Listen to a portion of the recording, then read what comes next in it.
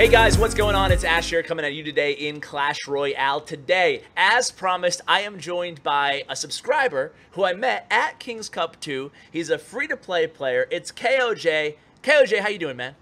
I'm doing great, man. Thanks for having me on. This is a YouTube dream come true. Oh, shut up. But actually, it's pretty cool. You told me that you usually listen, whatever. Maybe I geek out on my own stuff a little bit, but you told me that you usually listen to me like on your way into work, like a podcast or something? Yeah, I mean, out of all the YouTubers, you do more of like a discussion rather than, displaying, watch me play this deck. So, when those kind of videos, are played, I have to actually sit and watch the person play it. But with yours, I could just listen. I don't actually have to watch the gameplay in the background.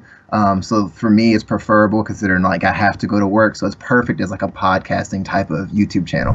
That's really cool. Like I said, it's really kind of wild to hear like how people kind of hang out with me in a weird way over the internet. But so thank you for that.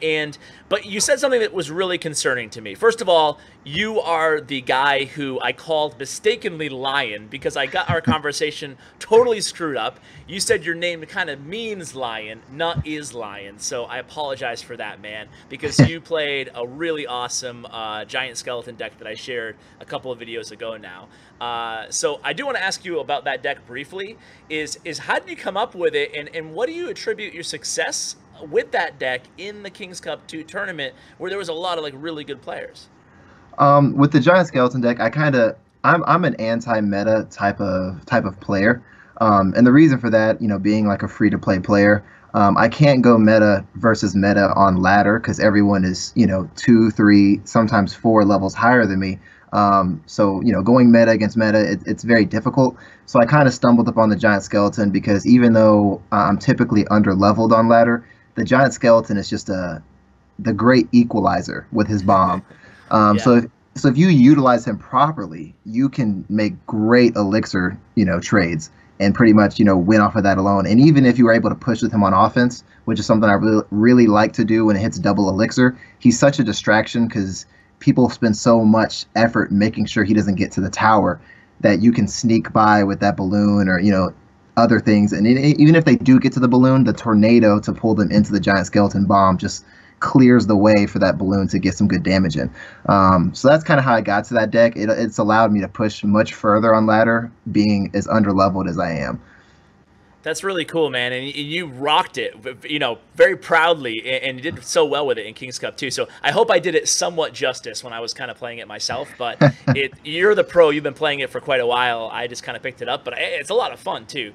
But it's not the deck that I want to bring you on. That's not the reason I wanted to bring you on the channel. Is we actually had a pretty long discussion at King's Cup 2, and I was like, it got to a point where I was like, man, you have a lot of really good ideas from a free-to-play perspective. Why not just bring one of my subscribers on the channel to kind of vent and also share some constructive criticism? Because the first thing that you said to me when I met you was, I think this will be the last time I play Clash Royale. So yeah. That's genuinely not a great thing to hear as someone who makes their living off of covering the game. But you had a lot of major concerns, which I think that are echoed by the community as a whole, certainly a lot of my subscribers. So let's just start out by just, take it wherever you want to go with it. But what do you think about the state of ladder right now? Because that's kind of where most of your gripes were. Yeah, my opinion on the state of ladder. And the funny thing is that, I wouldn't have even gone to King's Cup if it hadn't have been, right in my backyard. So if I hadn't have gone, I probably wouldn't be playing at all, at the moment, period. But since I had gone, my issues with the ladder is that, first of all, as a free-to-play player, that is where you're going to be playing the majority of the time. You're not going to be spending a lot of time playing challenges or anything like that. The majority of your playing time is going to be on ladder. And the problem with ladder is, obviously you have these over-leveled commons, and you're not able to really utilize, all the different types of cards in the game. You're really restricted to the types of cards that you can use because you see so much of the same thing and the same over-leveled things over and over and over and over and over again. And it'd be great to be able to play the game and to compete at a high level. I mean, I did compete very well at King's Cup, but it's kind of annoying to know there's half the cards in the game I can't even use. I can't even get practice with because they're under leveled, and it's near impossible to level them up And even if I were to spend the money to level them up, it's not worth it considering I wouldn't get the practice in that I would need on ladder because people can level up counter cards much easier. And I feel like a good example for that is the E-Wiz. The E-Wiz is one of the best cards in the game, if not the best card in the game. And the problem with him is, I have him, he's unlocked, that's great, but I can't really practice with him on ladder because everyone where I am has a max fireball. So I really can't get the practice in with him to learn how to use him properly, in a tournament type of setting where I know he would survive that fireball. That's just one example of many. So that's kind of my main gripe about ladder is it really restricts half the cards out of the game. Yeah, and the great thing about you is that you not only had these real issues that I agree with you. I mean, the fact that even I, as someone who pays money to play the game, can't play most of my epics or almost any of my legendaries on ladder. Sure, I can get higher in trophies than someone who's purely free to play, but I still hit that wall against people who are totally maxed, right? So you had a lot of solutions too, which is why especially I wanted to bring you on. So let's get into it. I mean, what your major gripe, just like a lot of people out there, was Royal Giant. So why don't we start with Royal Giant? You have like a really easy solution to fix Royal Giant. So SUPERCELL, if you're listening, go ahead, tell them how to fix Royal Giant. Okay. No pressure. Yeah. I do hope they listen. Because I do think there is a simple fix. And first, let me say something positive first before I just get extra negative. This is the most fun phone game I've ever played. It's the best phone game out, in my opinion.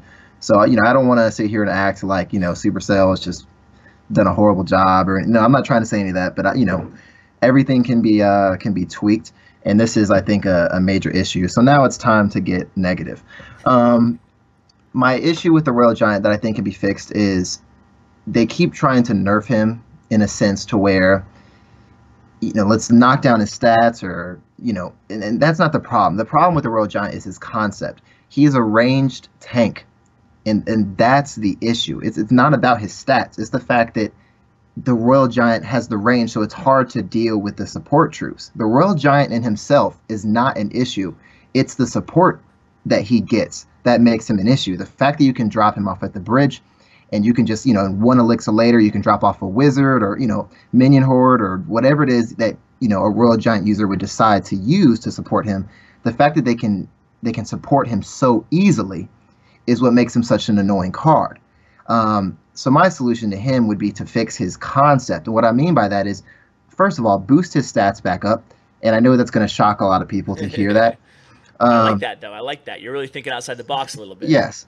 But the thing is, we want him to be playable on both ladder and in tournament. And right now, he's only playable on ladder if he's over leveled right in the trophy range that I'm in.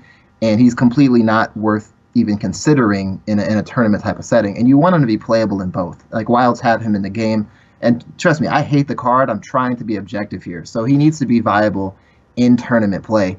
And so his stats do need to be boosted. But to make him not an issue on ladder, I believe after boosting his stats back up, they need to increase his elixir cost.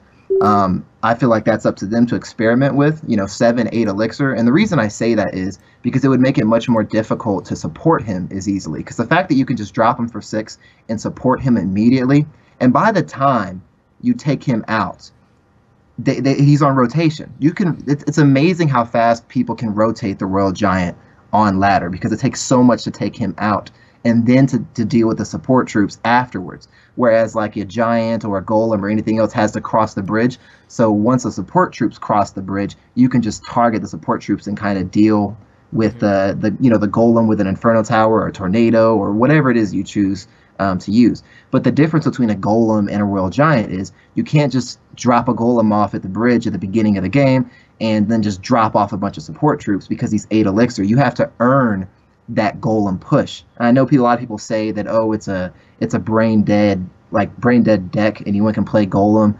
And that's great, but I still think that they have to earn that push regardless by building up elixir using the pump or whatever. If you were to make the Royal Giant a 7, 8 elixir card, people would have to earn those pushes. So then you could boost his stats back up. He would be viable on tournament, but then with the extra elixir cost, and he wouldn't be so easily supported, people would have to earn those pushes. So him being maxed out on ladder wouldn't be as much of an issue, because I face maxed out golems on ladder, and I don't get scared of a golem. But when I see a maxed out royal giant, I can go ahead and chalk it up as a loss 90% of the time, and that's the aggravating part, because you see him so consistently at that. So you'll do some great work on ladder, and then all of a sudden you'll tilt really bad just because you see. I have had stretches where I'll see like 8 royal giants in a row, even now, even after the nerfs. Crazy. Yeah. And those are. I'm a grown man. And I don't. The rage that I feel in those moments, I shouldn't be feeling that. Not being a child anymore. So that's my big gripe about him. And I do think that's the easiest solution.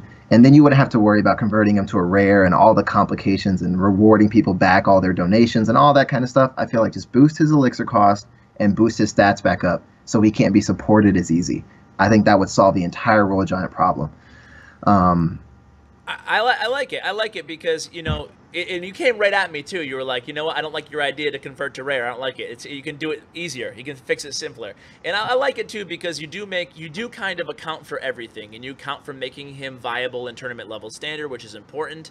And so you are giving him a little bit of a buff. However, even if he has buff stats, he might be around a little bit longer, but you won't have that elixir to immediately start unloading, support troops. So it made a lot of sense to me. Now, there's other cards that you're worried about too, but before we get to those, I just want to ask in general, how do you think Supercell should solve the leveling issue? Like you touched upon in the beginning of this conversation.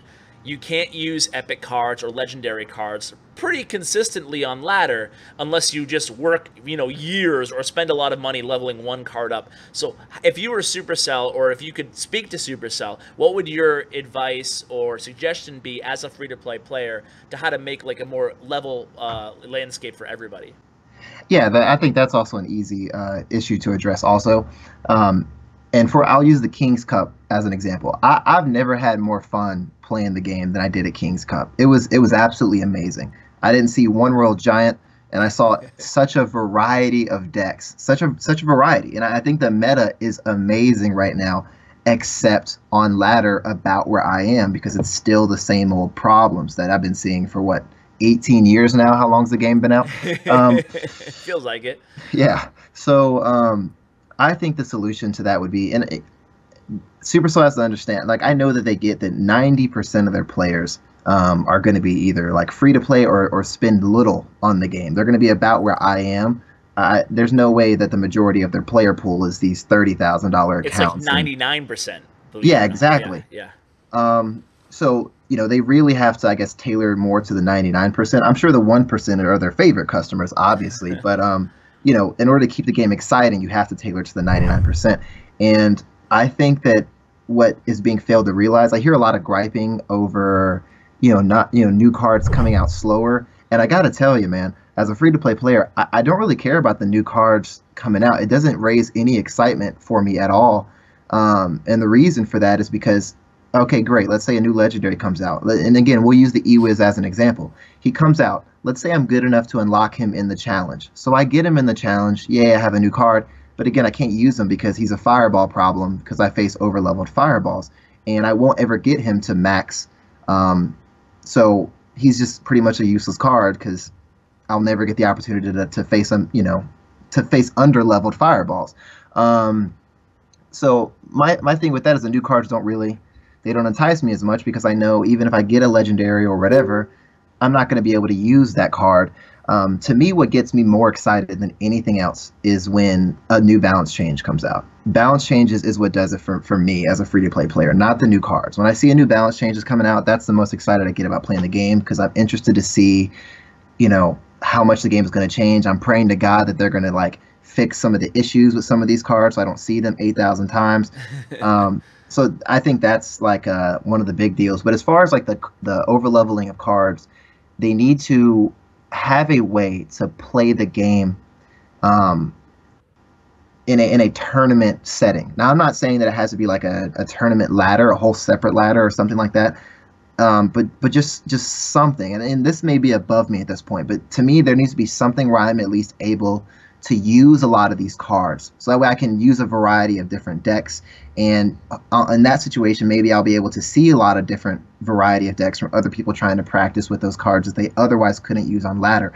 So I'm not saying that they should just do away with ladder or take away people's over leveling, or only allow people to level up cards to their their castle level, the tower level. I'm not saying any of that, because that gets very complicated at that point, and I feel like that would really aggravate a lot of the player base by taking away their levels that they earned, which wouldn't be good. So I just think that something needs to be added to where people can play these cards and learn how to play with them. And I know that people will say, well, there's the challenges.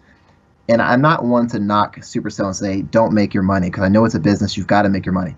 But the thing is, most people aren't, playing one challenge is not going to be enough for me to practice, like the E-Wiz, for example. I need to play him consistently and a bunch of times, because I would love to be able to compete in more tournaments like the King's Cup and things like that. And I need to have a better, variety of cards at my disposal. So I think that what they need to realize, I don't spend money on the game, and I would tell anyone that knew me not to spend money. That would be my advice as someone who is considering it. And the reason I say that is because, again, the E-Wiz is what we've been using, so I'll keep going with it. You'd have to spend so much money to get him viable at all, to learn how to practice with him. So it's not even worth your money at all. So to me, I think if you were to make it a tournament practice something to where you could practice with tournament cards, and I learned how to practice with like the E-Wiz, for example, I may be more inclined to start spending money on the game, so that way I can get my E-Wiz leveled up, so that way I can try to use him more on ladder or something like that. Because to me, I don't have the practice with him, and it's not worth the money to spend it on him and then all of a sudden find out later, either one, he gets nerfed, or two, I'm just not good with him and I don't like him. So if I were to like develop good decks around him playing in like a tournament setting, and I'm like, man, I really like him, now I want to be able to play him on ladder because I got some good decks, then I'm more enticed to spend money on the game. So I don't think that it would lose them money to make some sort of challenge-based system for free just so people could learn how to use these cards. I think it would actually help them make more money, if that makes sense. Yeah, no, that's a really good take. Do you think that maybe a completely new revamped tournament system where you could actually find tournaments on a regular basis, do you think that would kind of fix some of these issues you talk about, or are you looking for something more? Oh, I've definitely heard you guys, and especially you, talk about changing the tournament system, and that, in my opinion, we've been waiting on it for so long. I definitely do think that if the tournament system was fixed, where I could get in tournaments on a regular basis, I think that would fix that problem, tenfold. But the problem is, we've been waiting on that tournament, issue to be resolved for how long now? Again, like 18 years.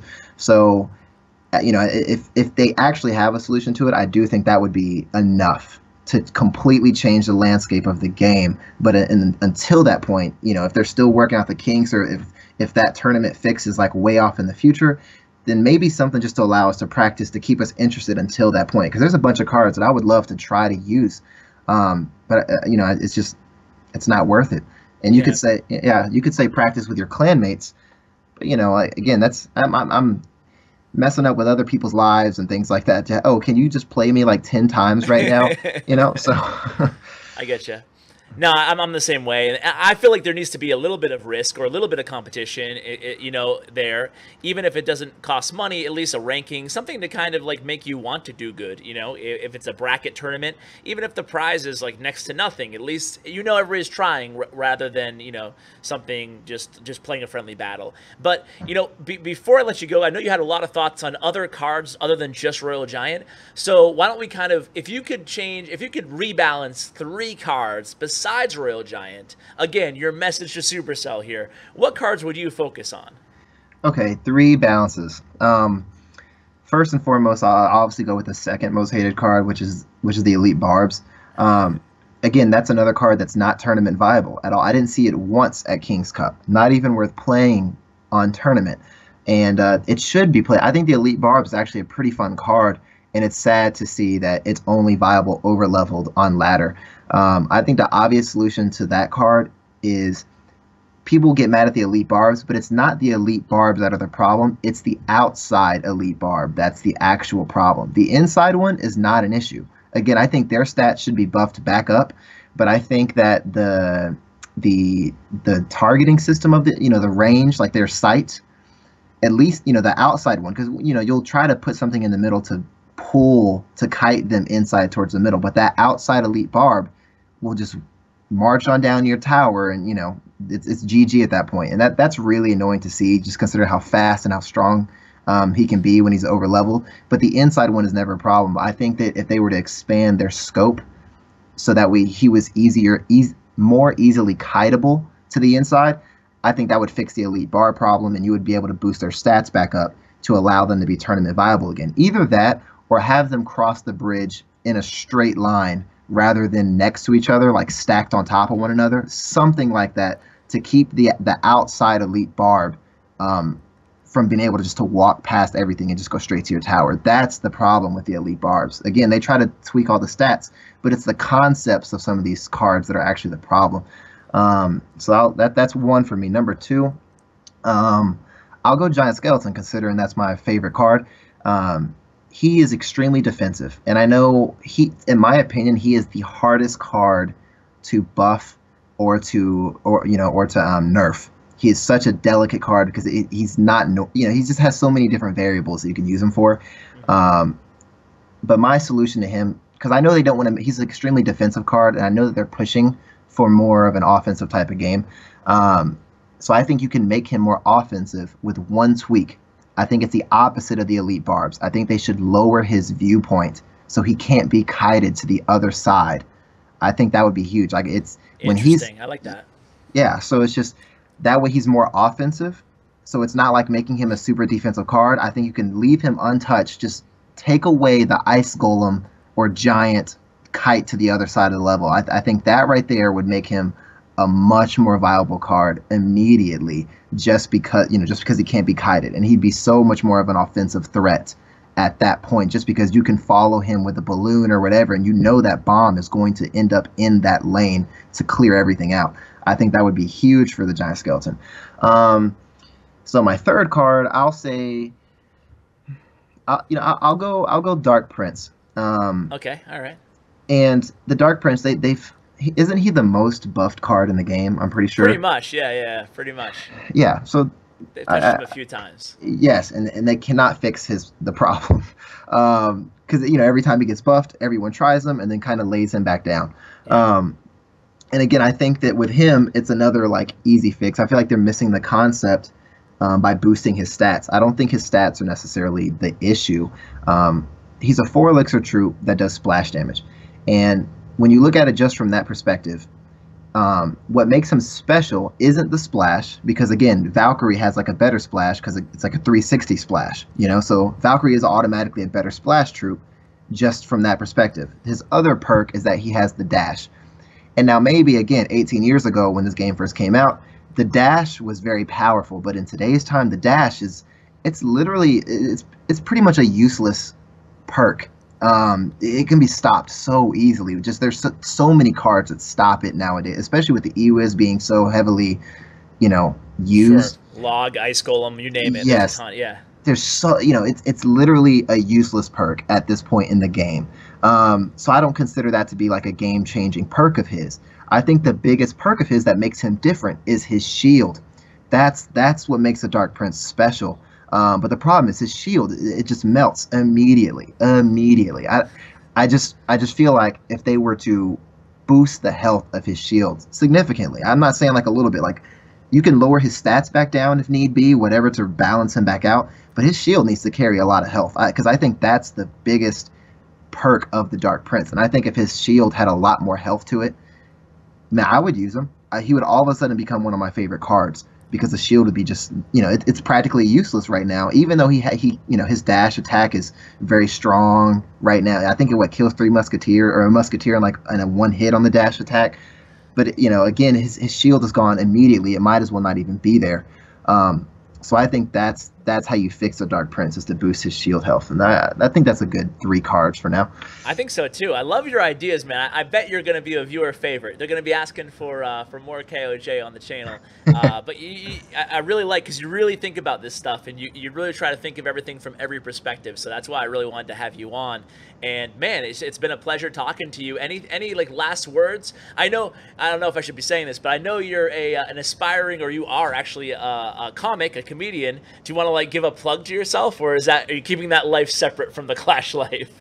I actually, when you posted the video about my giant skeleton deck the other day, my phone blew up. Everyone was letting me know about it, which was kind of awesome. Serious? That's so cool. Yes, it was pretty awesome. I didn't get to see it. I woke up in the morning to like 15 text messages, and I was like, okay, I got my podcast this morning.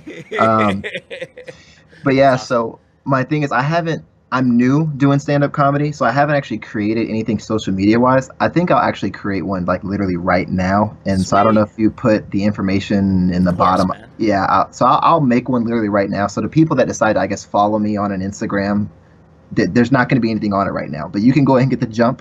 And if I turn into something, I'll be uploading videos from now on, so you'll be able to see what I'm doing. But as far as you go, I would definitely like to say a message about you to your fans, if you wouldn't mind.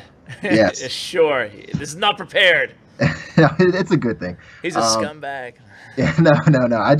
I think the viewer pool has got to step it up. I really don't understand why in the world you're not like one of the 2 million subscriber, 3 million. I've seen the other YouTubers, and for you not to be like the number, it blows my mind, guys. If you're watching this video, I'll ask for him. Like, subscribe, comment, tell all your friends. This man needs some money in his pocket. He deserves it. How many other YouTubers will bring a free-to-play player on that's not, some well-known pro or so? You guys, come on, think about this. So, KJ, I gotta have you on more often, man. I'm just joking. Very, very kind of you. You're making me blush. Yeah. It's ridiculous. But thanks, man. That's very kind of you to say. I will include a link to your social media that, hey, who knows? By the time I upload this, you might have a video or a picture or something up there. Yeah. So, thanks again for coming on, man. We got to do this again sometime. Hopefully, you won't quit the game, and you can come review maybe the next update. Yeah, and shout out, by the way, I met Kaiden, I met Logical Warfare, Chachi, also to my my boy Ricky, and to some of my clanmates, Starry and Kraft. I just wanted to say all that, and to my mom, I made it. So yeah, thanks again, man, and I think this is a great opportunity, and I'll look forward to talking to you again in the future. All right, KOG, thanks so much for coming on, man. Really, really appreciate it. Loved the chat that we had. So, guys, that is going to do it. Loved that guest. Hope you guys enjoyed it, too. Make sure you check out my YouTube partner, Bren Chong. You can find his information as well as KOJ's in the description below. Thanks so much for watching, and as always, take care, guys.